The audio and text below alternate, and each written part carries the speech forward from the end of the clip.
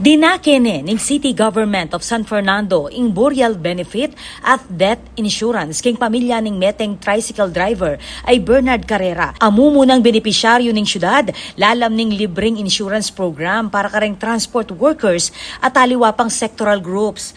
Personal yang may kikit i Mayor Vilma Caluag king pamilya ng Carrera king executive building inyang June 16 at formal inabot ing saup king kayang asawang Ijemalin. I Carrera metong yang tricycle driver at operator ibat king barangay Sindalan amete kapilan pamo king meto nga road accident. Agpang king city government kabilang niya kareng saklo ning expanded insurance initiative para kareng tricycle drivers, operators at aliwa pang high risk personnel bilang parte ning programa ning LGU para king proteksyon at suporta kareng talapagobra.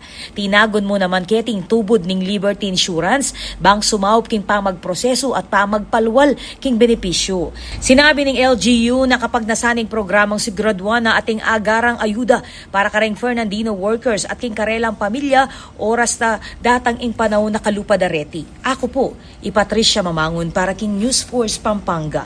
Balitang tutuking Balen, susuyo.